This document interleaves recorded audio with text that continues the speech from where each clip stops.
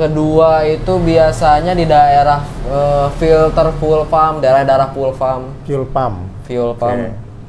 Fuel pump itu berarti yang kalau kita on bunyi cing. Gitu. Oh itu fuel pump. Ya, jadi kalau motor baru dinyalain bunyi begitu, itu berarti fuel pump bekerja, itu ya. Nah ternyata di dalam fuel pump itu ada beberapa komponen ya. Apa aja tuh kira-kira? Yang pertama ada filter fuel pump, ada rotak, ada pelampung bensin ya. Sebenarnya satu set itu semua ya. Itu semua. Oke. Nah kalau mengalami masalah ya idealnya memang diganti semua ya. Gitu. Tapi sekali lagi kalau diganti semua harganya lumayan. Akhirnya ada solusinya diganti filternya aja. Oh bisa. Tergantung pengecekan ya. Kalau misalkan pengecekan pakai alat tekanan full pump. Oke ini ya alat ini ya. Ini ada alatnya. Pakai alat tekanan. Pressure jog ya. Yeah. Oke ini alatnya.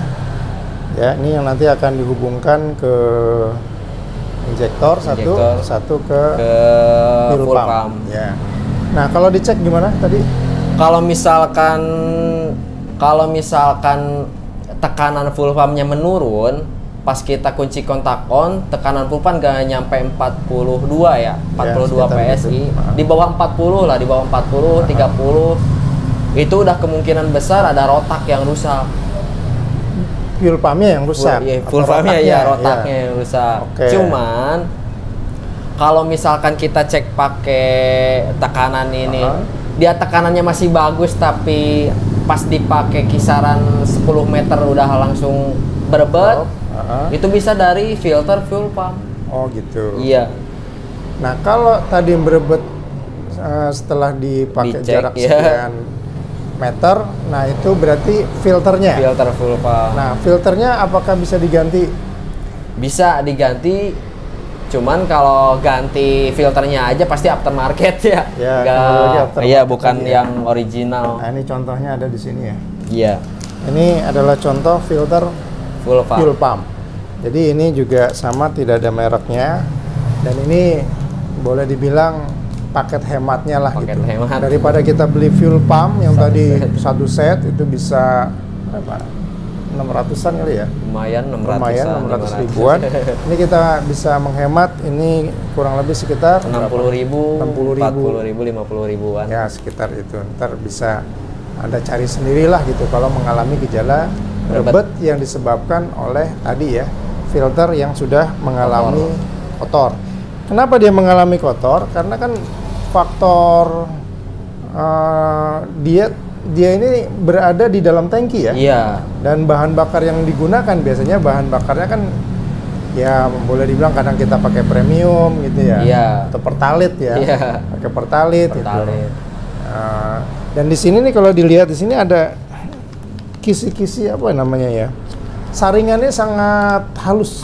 Sangat halus, tipis. Nah itu mungkin yang juga bisa menyebabkan bensin karena kotoran udah menumpuk, akhirnya ketika disedot itu bensin dengan fuel pump dia tidak maksimal gitu. Akhirnya karena dia tidak maksimal, menyemprotkan ke injektor pun juga tidak maksimal gitu ya. Itu yang akan bisa menyebabkan berebet. Ya, ini selain ini apalagi kira-kira di Beat FI yang bisa membuat akselerasi motor itu berebet? Ya, apalagi kira-kira? Paling kalau berebet sih nggak terlalu ya. Kalau Beat FI yang keluaran kedua itu biasanya starternya mati. Starternya mati. Kita udah ngecek kayak tombol, udah dicek, aki udah dicek ya kan. Terus apa? Relay udah dicek. Relay udah dicek. Terus switch rem udah dicek, masih pada bagus tapi starternya masih nggak bisa. Coba Anda cek bagian kabel starter yang menuju ECU, yang dari ECU ke apa namanya? Ke ini apa? Bagian yang dari ECU ke bagian apa namanya? Spool. Ya, bagian spool ya. Benar. Ini ada contohnya nih. Nah, ini adalah kabel Dimana kabel ini ya coba nih. Yang ini bagian ke ini yang ke ECU. Ini ke ECU ya. Ini yang ke spool tadi. Spool yang yang tadi. Sering mengalami masalah adalah yang soket yang ke ECU ya, teman-teman semua. Soket ini ya, berarti ya. Soket ini ya. Itu sering banget yang namanya kebakar. Udah gitu. Kita ngecek semua, aki masih bagus, starternya nggak bisa, coba cek kabel ininya. Oke. Ini kabel ini apakah dijual begini apa satu set dengan kabel body? Kalau yang asli dari Hondanya ya satu set ya. Kalau buat kabel ECU itu satu set sama kabel body. Cuman sekali lagi karena tadi ada faktor keuangan yang berkurang kan, bisa pakai yang aftermarket. Kita bisa beli yang aftermarket, dan ini biasanya langsung dihubungkan, dicolok sama ini disambungin. Oh iya, yang dari aki. Ini ada 3 juga yang harus disambungkan.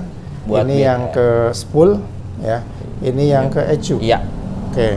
Biasanya langsung cek jreng, langsung bisa starter. Oke. Ya, jadi ini buat sobat takutik ya, sobat takutik, sobat utak-utik Pak Eko ya, kita bisa ganti ini satu set seperti ini ya.